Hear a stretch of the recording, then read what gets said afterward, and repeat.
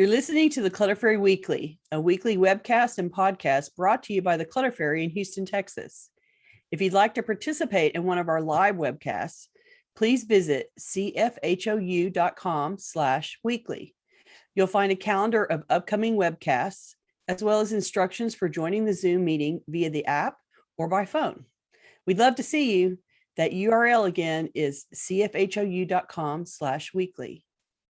Now here's the weekly episode. Enjoy.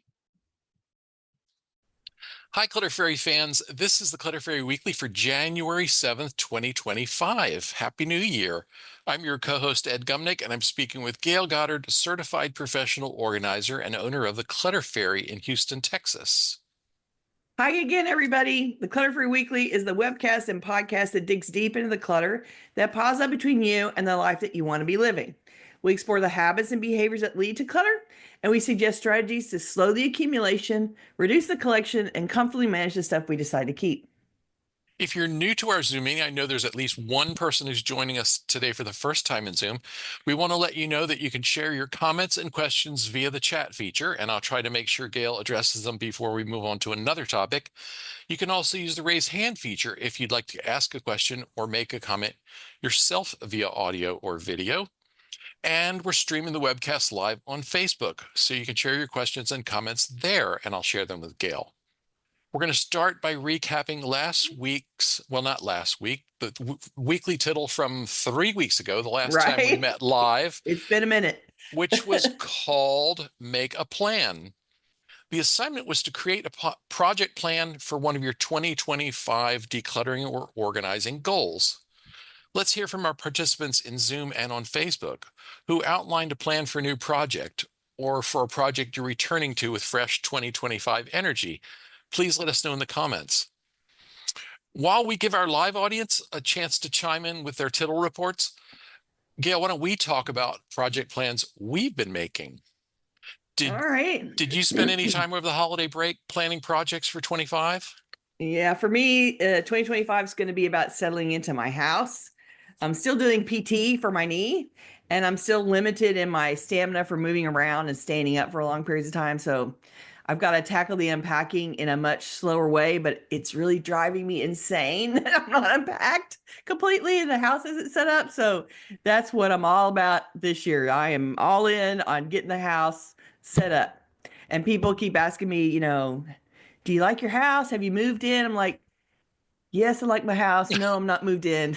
I want to be able to say, yes, I moved in. It's great. So that's my goal for this year. It needs to be done. So that's where I'm focusing. What about you? What do you got planned for 2025? Well, I spent a bunch of time over the holiday break doing little Clutter Fairy things, wrapping up the 2 short videos we did. I hope everybody enjoyed those. And then also trying to map our 2025 trajectory. So I'm trying very hard to plan the Clutter Fairy Weekly topics much further in advance, and we're going to reveal more of that as the coming weeks unfold. You may have noticed that we've already announced next week's topic in Meetup.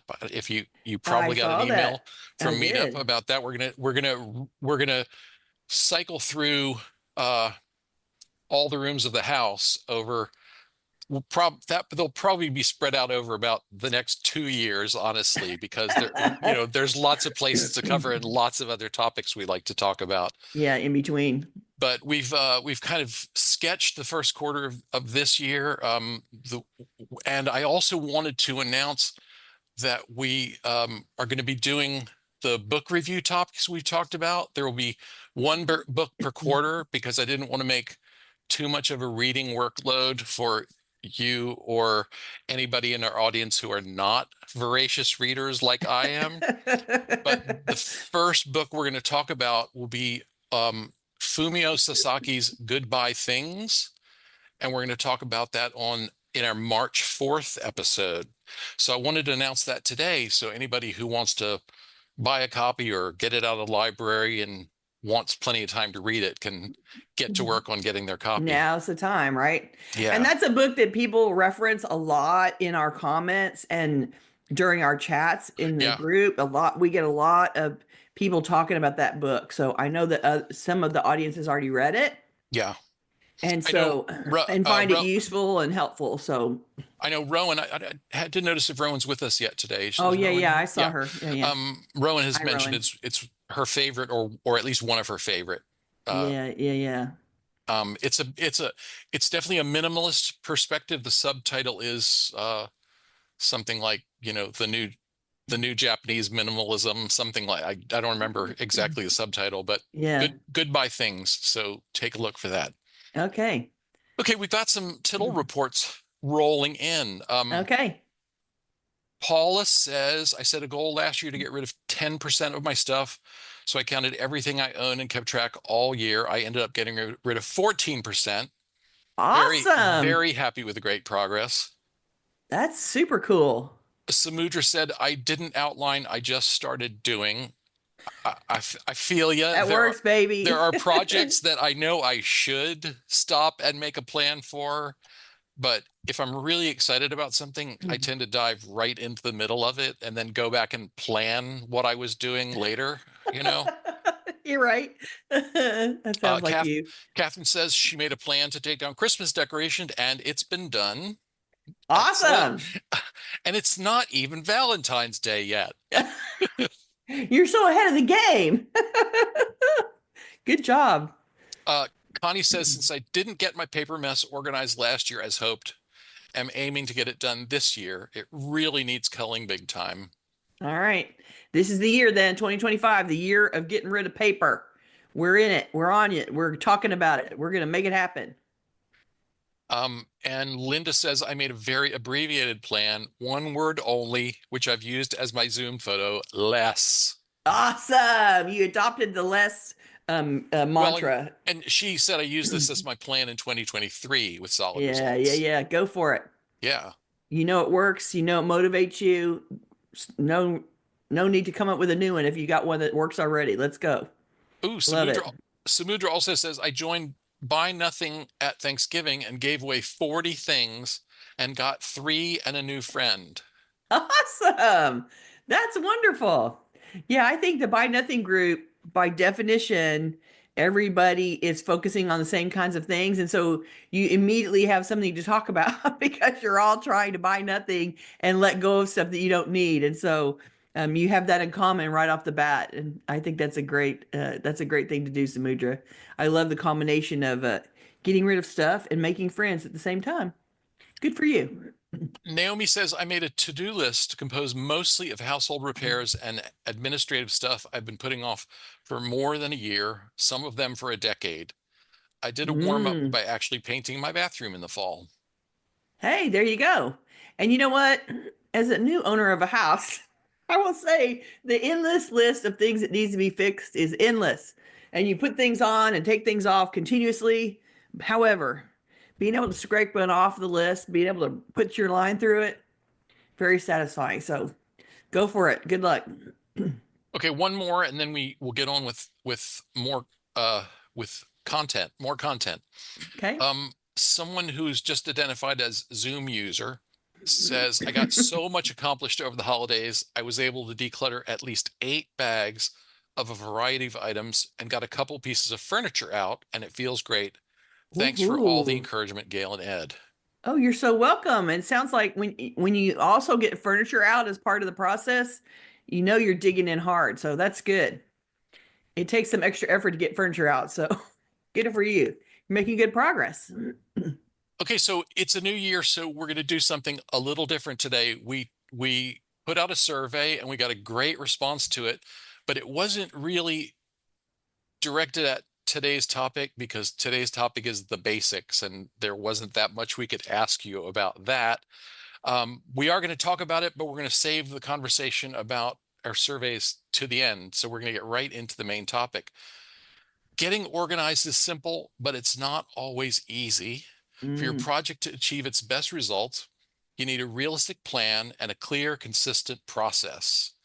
At our last meeting of 2024, we talked about selecting and planning a decluttering and organizing project. And today we're going to review the basic process you can follow to succeed with the project you've taken on. It's January and we're resetting our lives. We're starting everything over again and taking a fresh look at the projects that we didn't quite get completed in last year. Because of that focus at the beginning of the year, getting a space organized is strongly aligned with that starting over energy of January. After all, January is Get Organized Month, Go Month, according to NAPO. So if you're ready to launch that project in January, I thought you could use a recap of the major steps of any organizing project, and then you'd be ready to jump in right away. So let's cover the basics of getting organized. First, you need to pull everything out. It's time to empty the cabinet or pull stuff off the shelves. If a room is seriously scramblized, then I just start with the first thing to hand and pull things out of the piles that they're in. You'll open any boxes, unstack any stacks, with the goal to pick up and examine everything in the room, including the furniture if needed. If you're short on space, then you can jump ahead a few steps to getting all the trash and recycling out of the way first, then go back to the next step, the sorting step. Don't forget, if the project's too big for one day or one weekend, then these instructions work on any surface, drawer or tabletop, wall, shelf, etc. The process is the same for a small subset of the bigger goal. If you've got the stamina to pull everything out of the closet at once, a la Marie Kondo style, in preparation for the next step, that's great. But if you don't think you can handle the full volume in one sitting, pull out all of the fill in the blank, all the t-shirts or all the PJs, and work on those first. Next, you start to sort like with like. You hear that phrase a lot in all the articles and interviews about this business, and generally you know what that means. For all those things that you just pulled out, it's time to sort them into categories. And the categories need to be personal and meaningful to you. It's your stuff. So how do you categorize the stuff in your mind? It may not be the same as how the next person would do it. Get as much as you can sorted, or as much as you can stand sorted. And if you need to sort it in smaller batches, that's okay. You just rinse and repeat until you've made it through all that you've pulled out. This is the beginning of determining how you want the room to function. Those categories that you pick will be housed in the space that you set and will later determine the systems that you'll need to create. Now it's time to make keep toss decisions. Examine all of the category piles that you just made. What of that category can stay and what needs to go? That might include throwing out trash, deciding something should be recycled or shredded. But from a basic standpoint, you're deciding what's staying and what's going. It helps to have a trash can for actual trash, an appropriate bag for recycling and shredding, and of course the donation bags. The keep stuff stays in its designated category for now, waiting on the next step. Once you're down to the keeps of a category, you've made all your keep toss decisions and you've removed everything that isn't staying. Then you need a system for that category of stuff. This step is to determine the systems for the stuff. That's a fancy way of saying, where will this get parked and how will it get used? If the category is office supplies in your office, you can store them in containers or drawers or a closet or on a shelf. You don't need all the supplies all the time, and it's likely you're just returning to this collection to replenish something every once in a while when something runs out. So storing it enclosed or out of the way will work just fine. There will be things that you use every day, and likely the system for those will involve being on a desk surface or in a drawer that you can easily reach from your desk. So for the office supplies, you actually need two systems. One for the stuff from which you will replenish, and one for the stuff that you're going to use every day.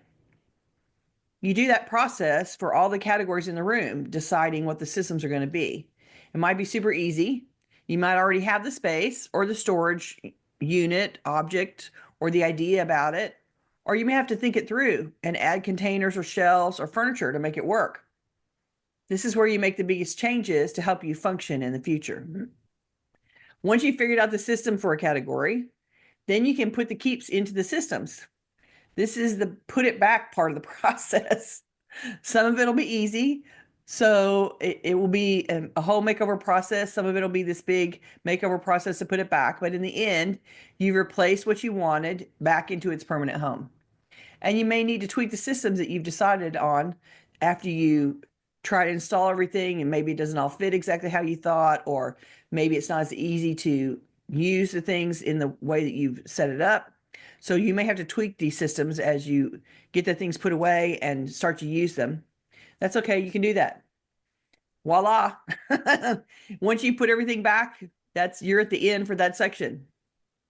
Now, I know that I just described a process that seems really simple and basic, and depending on your stuff, it may be a huge undertaking. But I wanted to remind you in its barest form, this is the simple process you're executing. In a small, easy job, you can do all the steps in an hour. In a heavy volume job with a very dense house, it might take 2 years to get all the way through the house, but the underlying steps are still the same. And when you're feeling overwhelmed or fried, you can ask yourself, what step am I on? Or what's the goal for this step? And help you keep your perspective. We've been making those plans for 2025, and hopefully you can come through these steps and apply them to your project and get some decluttering done this year. Okay, I'm going to give a couple more tittle reports because there are a couple people, Okay. at least one person who chimed in after we started into this topic. M says, I didn't write an outline, but have decided that the focus will be on creating a space where I can sew rather than focusing on removing junk that is in the way. The idea of having the goal in mind rather than focusing on the piles of clutter, punishment in parentheses, Right. worked last year for my living room. I will have to map out a plan when it comes to moving furniture, though. Yeah, you got to have, maybe a few extra hands to help with that.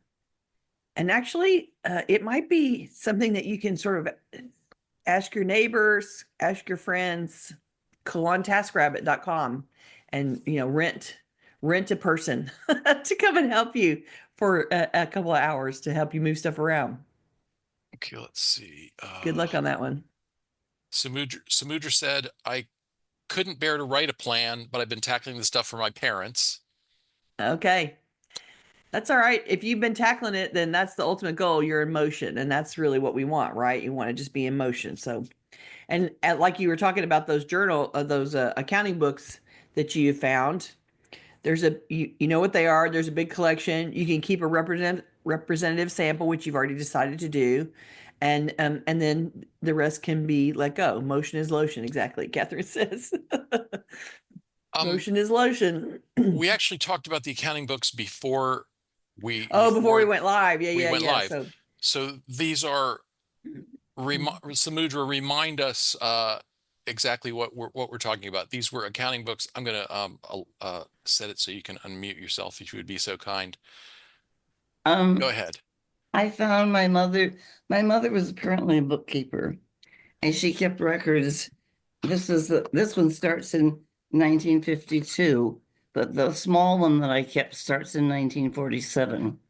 And she's got it divided. It always starts with the income tax deductions, and then Social Security deductions, then rent, then gas, then telephone, electricity, and she has pages of columns and dates down the side. And I have no clue as to how she falsified the sister system. Right. But she is basically bookkeeping her expenses. Pardon? She's bookkeeping her expenses for you. And for like 40 years. Oh, yeah. I've got like almost 40, 30, at least, well, until 1970 anyway. But there's like my wedding. I took the picture of the page where she spent $40 on my wedding. That's so awesome. And and so it's a great collection, but you don't want to keep all of them. And so you're keeping a representative sample and then you're going to recycle or. I kept the stuff that was personally interesting to me, like from my childhood. Yeah. And then after, but I let go of the stuff that mainly had to do with what they bought and when and how much food cost and what they were spending on what. But it's like it was so much work and it's so detailed. And I'm like, how did she do that? And it was no effort for her. She just did it all the time. Every time she spent money, she wrote it down on a little think bed, little IBM bed. She was tracking her expenses. And then put it in the book later and loved it. Yeah. There are people that do that. So I feel guilty about letting go of all that careful, precise work. but I can't It's okay. imagine why I would keep it. No, and it It, served her in her lifetime. It That's allowed her to it manage her served all of expenses. us, Yeah, yes. yeah. yeah, And so, that's yeah. exactly what I was going to say. It supported her life while she was living it, and Mm, it it doesn't, if it doesn't do anything for you, Like, and yeah, I you, got that part. you can set it free. yeah. But good on you. And, Mm. I know that that's part of the tackling your parents' stuff project. I And I'm glad that you've dove in to get started. I still don't know what to do with the newspapers. Oh my Oh, gosh. Obituaries. yeah. That's a whole nother discussion, right? Okay. All right. Well, maybe we'll talk about what to do with saved old newspapers in another episode. Right, right, right. Okay, JB says, I think the best way to tackle my paper is to set a time every day, maybe 15 or 20 minutes. I agree with you because everybody finds tackling paper at various degrees of irritation to loathing. And there's a few people that think playing with paper is fun, but if you are not one of those people, and I'm assuming based on the way that you wrote that you are not one of those people, you do not love doing it for 15 minutes a day will definitely be taking a bite of the elephant every day. And at the end of the week, you will have spent a collective hour and 15 minutes. And then you can, take a break for the weekend. And if you get an hour done every week, you will 50 at the end of the year, you will have spent 52 hours on the project, and surely that will make a dent in your paper project. And sometimes you're going to do the 15 minutes and you're going to end up staying at it, 20 minutes or 30 minutes, or you'll get a big chunk done because you figured out something, you focus on it for 15 minutes, you'll be able to throw away half a filing cabinet and it'll all be empty at once. And other times you're going to spend that 15 minutes, you're going to look at 3 pieces of paper while you try to figure out what to do. But ultimately, you'll still be chipping away at the project and you'll be able to get to the end that way. So go for it. 3 pieces of paper in 20 minutes is not unreasonable when if it's paper that you have to check whether check whether you recorded it in if you have a bookkeeping system, like if it's a business paperwork, Mm-hmm. it can take 30, 20 minutes to deal with 3 pieces of paper. Mm-hmm. Um, Depending on what it is and how current. um, M also reported, I made a list for organizing all of my old digital photos and planned photo scans. The Mm. method will make photos very easy to find no matter when they were taken. I am 2 days into the project. Ooh, good job. Excellent. Can't wait to hear that goes. Give us a experience report when you get to the end, because I'm sure other people will benefit from your experience of doing that process for all your photos. Love to hear that. Okay, so here's a comment on the process, the basic organizing process you've talked about. And this was unidentified Zoom user again. Okay. Zoom user says, I love the method Dana K. White uses. Keep items are not put in a keep pile, but they are put away right now before you move on to the next item. You can do Pro, that. pros and Absolutely. are there pros and cons to that approach? Yeah, I mean, I guess it depends on how big your keep pile is and how comprehensive it is. If you've pulled all of the clothes out of the closet, you've emptied the closet, and you've done all the sorting and you have the keep pile, then stopping and putting it all away makes perfect sense. And if you've just done the t-shirts and you have decided what t-shirts are going to stay and you can put the t-shirts away, sure. And um, if it just depends on how small your subset is that you work on at one time. If you anticipate that you have office supplies in this room and you're going to have office supplies in 3 other places in the house that you need to keep pulling into the category before you sort it, then you may want to have the keep pile of office supplies not put away yet until you go and find all the other stuff to put in it and sort. Um, and in so that you can make your keep down decisions on a larger collection, on the full collection of what you have. Sometimes people have to do it in stages, so they create the pile in this room of office supplies and they make their choices, and then of what's going to stay and what's going to go, and they put it away, and then they get into another room and they find more office supplies and they bring it over, And then you have to like pull out what you have now and sort, and make a new round of decisions and put the keep stuff away again. So it may mean that as you find more to add to a collection, you then resort, make new, like you recircle the steps You again. have You to, make, yeah, take a step back. Yeah. yeah, you sort it again, you make new keep toss decisions, and then you put what has now made the cut back into the place that you designate. I do say that, whenever I work on an area, you always want a little time at the end of your, like you don't want to pull everything out and leave a big mess and then walk away from it. So you always want to work in the time frame that you can pull something out, get to the end of it, and put things away, so that it's wrapped up until you're ready to come and work again the next time. You don't want to start the decluttering process, pull everything out, make a big mess, and then be exhausted and walk off. And then, because then it feels like you've made it worse. then you haven't done anything helpful. You just made it more chaotic, and people find that discouraging. So it's better to be clear about how much you can manage to do in one sitting and get through from beginning to end of that pile that you can work on and put it all back. And then as you step forward, when you come back to it again, you're going to pull some new stuff out, work, put it back. And so you may end up pulling some things in and out a couple of times as you add to it and make your way around the room, but no issue around that. It's how you can function and not have the house be destroyed in between. So when I work at a client, I definitely do that. Like we get to the end, we go take the trash to the trash can, we go put the recycling in the bin, we go put the donations in my car. I'm putting back, I'm gauging what we can put away, right, at the end, so that it's all put up. Whatever we touched and destroyed and disturbed, I'm trying to reset it to something calm again before I leave. And so that is part of the process, because you don't want to look like I just worked here for 3 hours and the whole house looks like it exploded. That's very discouraging. So there you go. Okay. Well, Zoom user mentions Dana K. White's no mess method is one item at a time. You would not pull out all the clothes. We're going to talk Mm. at greater length about Dana White's methodology when we review one of her books a few months down the road. We've got I think we'll probably do Decluttering at the Speed of Life. I think that's probably going to go on our reading list. Okay, So so we can cover it later. yeah. And I understand the idea of you pull it down, you make a decision, you put it back.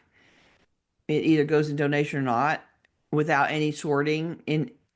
And it's certainly a method. It absolutely is a method, and it all works, right? It all gets it done. So I guess the only issue that I would have at that point is without a little bit of sorting in advance, I think you're going to err on the side of keeping more, Right. because you don't know the full breadth of what you have in that category. And so, which is okay if you want to do it that way and thin it out slowly, one item at a time, you can do that and then come back later. And we all circle back Yeah. many times over, right? And so you'll be back looking at that shirt again, trying to decide whether it's worth keeping or not.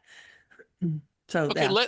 let's shift gears and talk about our survey, the survey we sent out last week, because I really want to talk about what people had to say to us.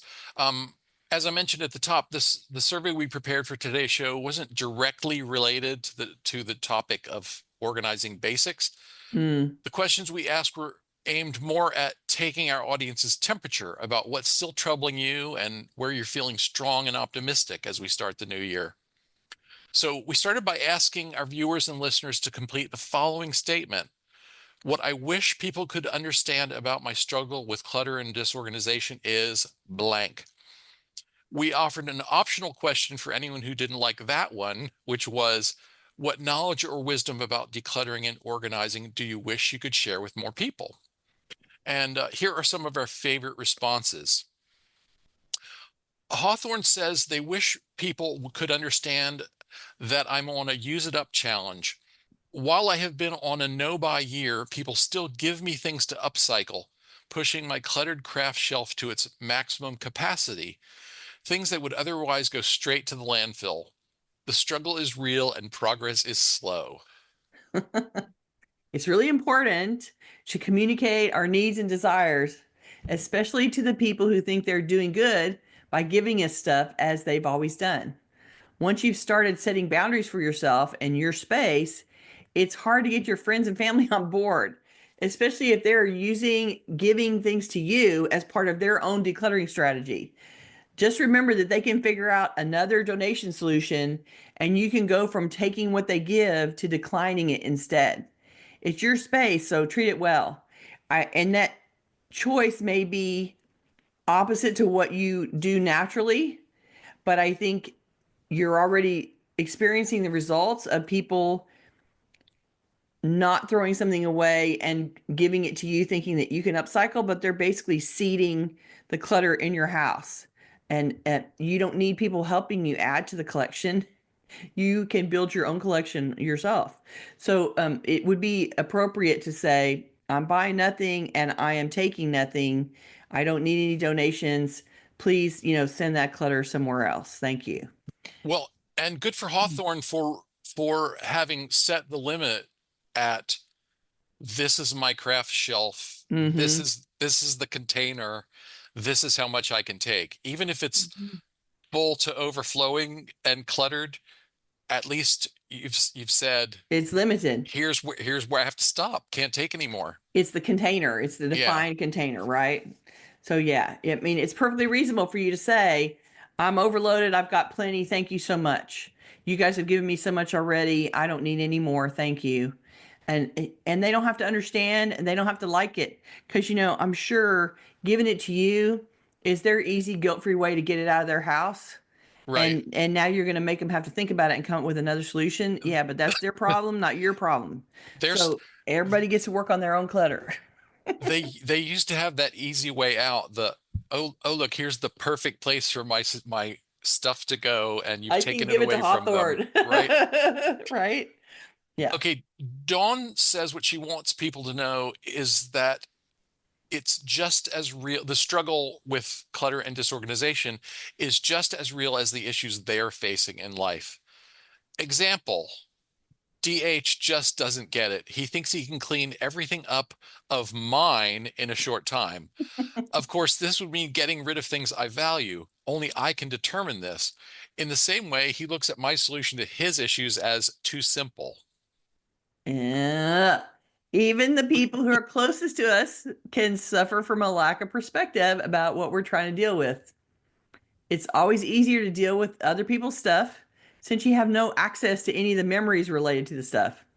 Also, you both have different standards of what to keep and different types of stuff that you value. As you said, every person gets to determine what's valuable to them. The compromise comes when you each have more valuable items than can fit in a shared space. Then your collections need filtering to meet some space criteria too, not just pass the this is valuable test. And the ultimate struggle among all couples. I know what I think is super cool, and it may not be what you think is super cool. And if we don't agree about that, I'm perfectly happy for your stuff that I don't care about to be left to go, and vice versa.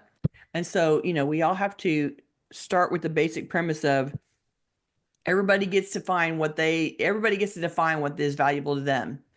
And then we have to agree on who gets what space gets used for each collection that we think is valuable and how much of that space we're going to surrender to living quarters.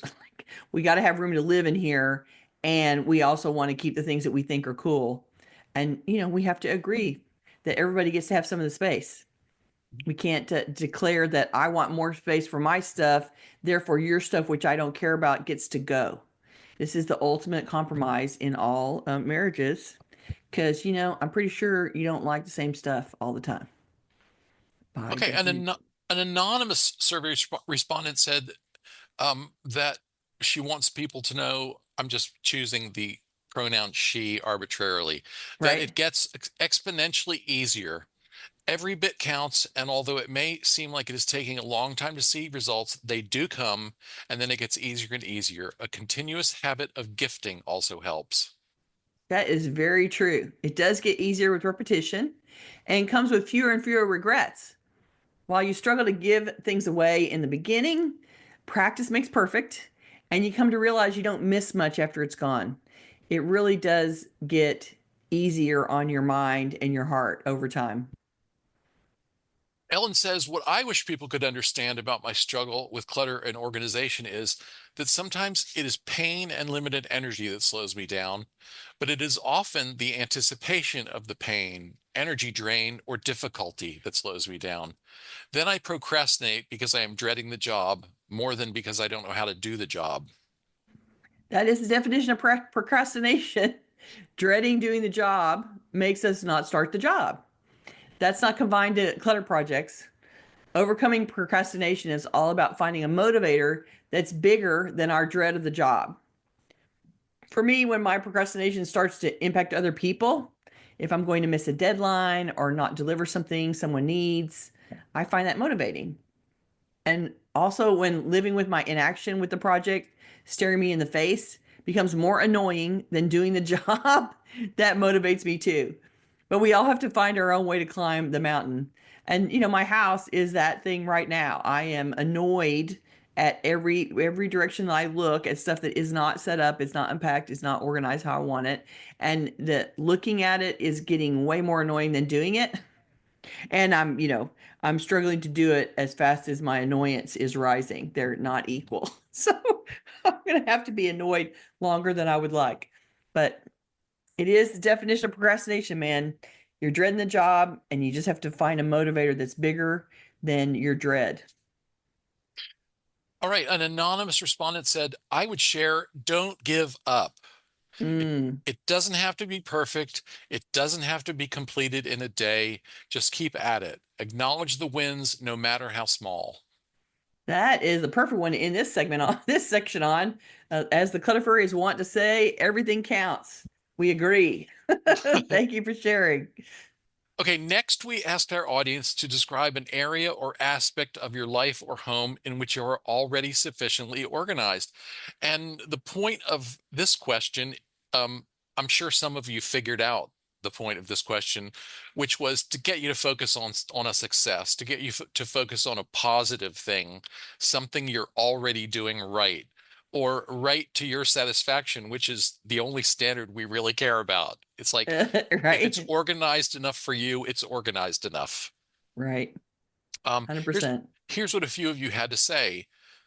Ellen said, "My kitchen is new, and I love seeing all the clean, beautiful counters. Too much to let it get bad, or at Mm-hmm. least I haven't in the 2 months I've lived here. I love walking out in the morning and seeing clean, clear countertops. I helped design the kitchen and made sure there was a space for my most important things. A few things had to be changed. The cabinets delivered had slightly different measurements than the display models, but I just got rid of some more stuff until the fit was good." I feel the same way about my new kitchen counters. I don't like them covered up with stuff, and I sure don't want to see that in the morning when I stumble in to feed the cats and get the coffee. So I can totally relate, and I appreciate that because you've designed this kitchen. Uh, you're looking at your own work and living with your own results, and how fabulous. So I'm sure that's very rewarding. Hawthorne says, "My wardrobe is excellently organized with plenty of space for my clothes to breathe." Ernestine, Yvonne, Kim, and several other respondents reported that their clothing or closets are sufficiently organized. That's excellent work. Glad to hear it. Your wardrobe is an important area to keep in order because you got to be in there every day getting dressed and undressed. It's certainly an active zone and it has things going in and out very frequently. So it's a perfect thing to have organized and ready to go and working for you every day. I'm glad for you guys. That's a good one to get done. Marcia says, "I've been listening to Clutter Fairy since the bad audio days." We have to think of another way to That made describe me that laugh period. really I know, hard. right? We'll just say the early recording days. Yeah. Right. Um, And she says, and I read Don Aslet's book, Clutter's Last Stand, over and over again since the 80s. So most of my house, 80%, is orderly and clutter free, but I have a doom room and a problematic garage. Thank you for sticking with us since the bad audio days. That's really dedication. We appreciate you so much. And if your house is organized except for the doom room and the garage, I think that you need to work on your letting go skills. That doom room and garage are likely filled with things moved out of the already organized rooms, but then stashed in the doom room and the garage because you can't quite let go of them. You know where they don't belong, but you're still having a little separation anxiety about letting them actually leave the house. If you tackle those spaces with letting go of excess in mind, you can get the doom room and the garage under control too, and you can be 100% organized. And we support you in this. Go team, go.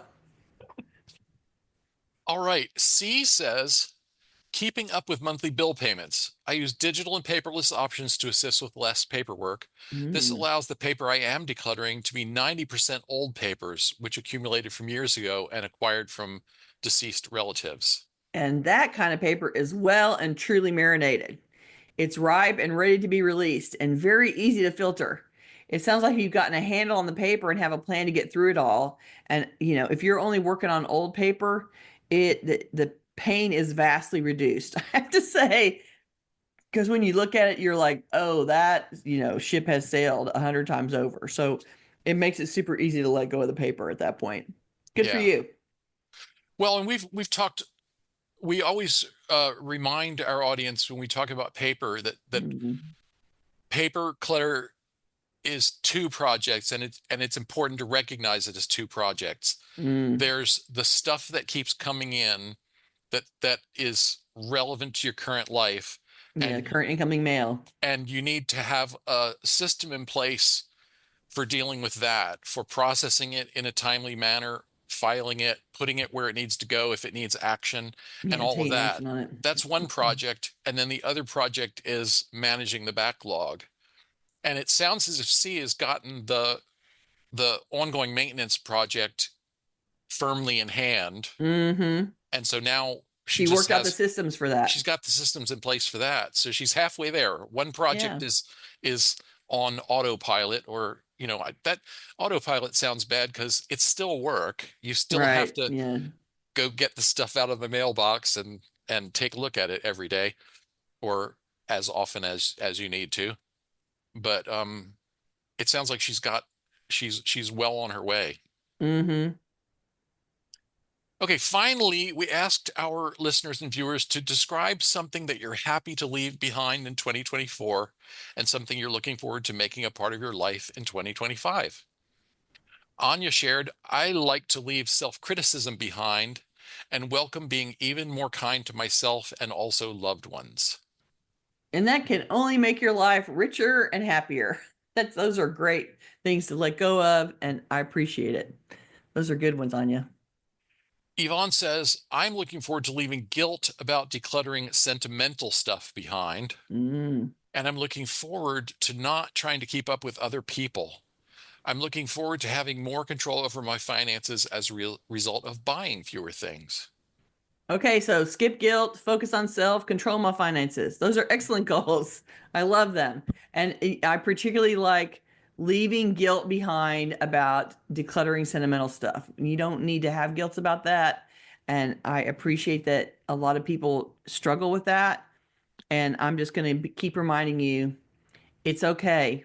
You have kept enough of your relative stuff. You do not have to keep everything, and you can lessen your own living physical burden from all of those relatives, things that you have inherited.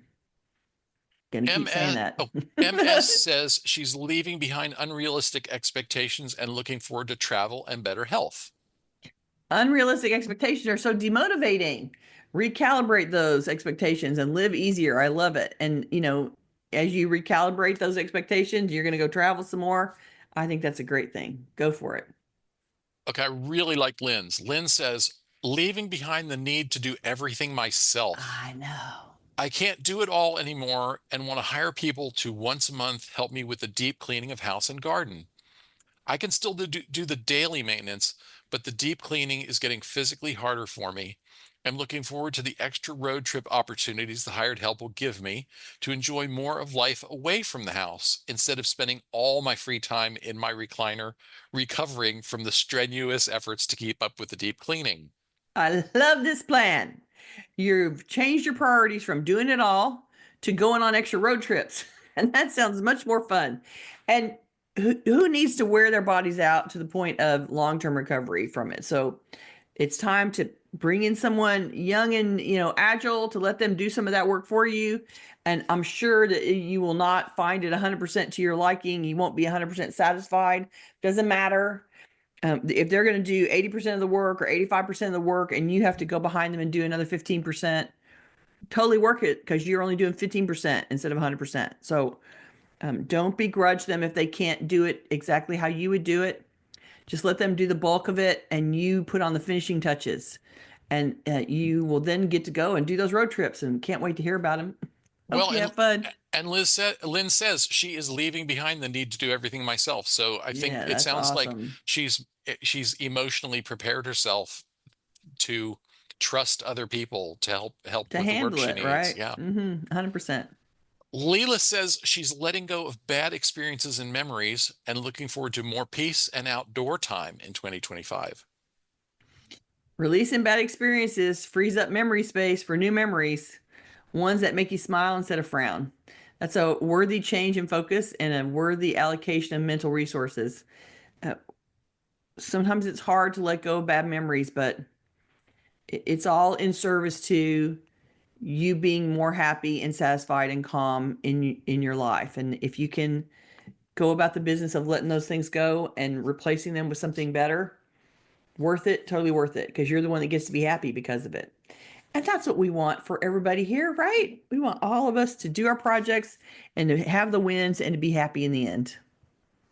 So I encourage everyone to, if you haven't taken the survey, go take it. It's a useful Mhm. exercise, and you can find that at cfhou.com/survey 240.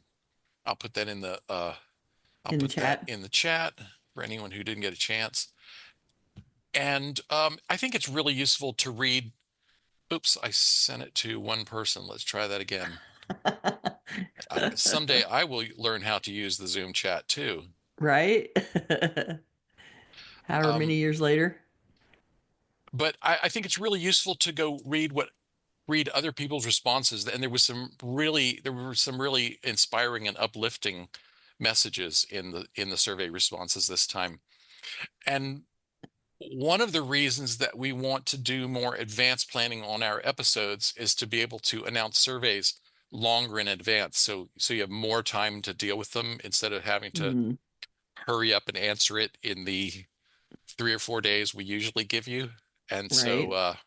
we're hoping to do better on that this year. Before we wrap up, I want to say a special thank you to, I'm going to go out on a limb and guess that this nickname is meant to be Emzia, but I could be wrong. Special thank you to Emzia, Christine, and Laura for becoming our newest Patreon supporters. If We if appreciate you if so, you're so much. if you're listening or listening to or watching this episode, Emzia, please don't hesitate to let us know if there's another name you would like us to acknowledge you by, but I'm going by the nickname you put in there in Patreon. Your contributions help us offset the costs of producing the weekly webcast and will help us fund new projects that we have in the works. Thank you for your support, Laura, Christine, Emzia, and all of our generous underwriters. We really do appreciate that. It cost us some money to make this happen. So all of your weekly and monthly gifts are well appreciated. Thank you so much. Okay, Here's our here address. we have time for one or two more comments. Um, Okay. Ingmari, who's with us on Facebook, says, going to finish decluttering journal system and photos in 2025. Oh, that's a good one. Um, That's a detailed one, right? That's a heavy detail paperwork project. So that'll be a good one. the journal system is soon done, then photos, more difficult. I have photo albums up to the beginning of the 21st century. After that, almost everything is digital. Oh, yeah, that'll be fun. Ingmari went on to say, my word for 2025 is quality. Oh, that's a good filter. That's a very good filter. Good word pick for 2025. Reba asked, do you simply throw out all the extra cheap pens and all the paper clips? Can't imagine Goodwill wanting them. No, Goodwill probably doesn't want them, and yes, you can throw them out. If you have a local school, a local collection of teachers, uh, a religious organization that you go to, a church, a synagogue, something like that, you might want to collect them, make sure they work. First of all, the pens need to be working, and you can provide them supplies, office supplies that then they don't have to buy out of their own budget. But otherwise, I think it's okay to just let them go.